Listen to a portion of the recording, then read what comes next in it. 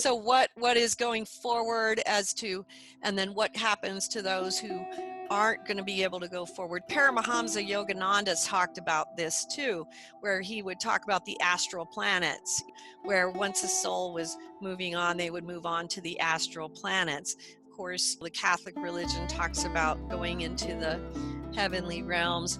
Manuel Swedenborg talks about going into one of 3 levels of heaven that has to do with whether your love is exterior, interior, or different types of things. There's a lot of different ways that this manifests, but it really comes about with compatibility. One of the reasons I stress the ancient sacred texts so much, and this is so important, is because I have seen it mystically so many times that the ancient sacred texts have been shown to me as a staircase from earth to heaven. And we have to look at these ancient sacred texts as being, which is what they are, the last words of those souls as they were leaving this earth for the last time. They were graduating from here and going off. And so these are very important words that were left behind for us.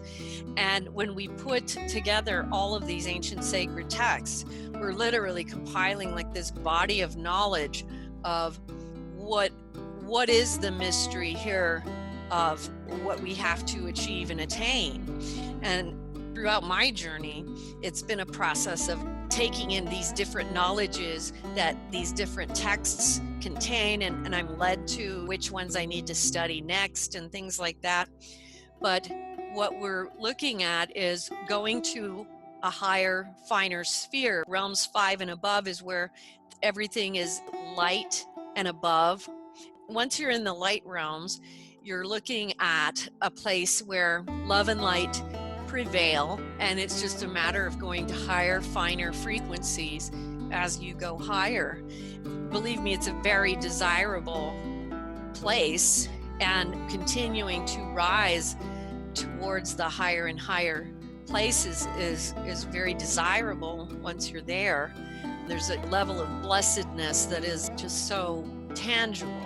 There is a huge amount of souls that do kind of tend to do this over and over and over again. And, frankly, mine has been one of them. Probably part of the reason why many of us are called in a certain way when we are trying to hopefully reach the end of our journey in this earthly sphere, to put down in writing those words, which will hopefully lead others to the liberation that they seek as well. There are so many different things that can happen depending on the soul. I talk about this in all of my books because I travel through and I work with souls who are in different states after death.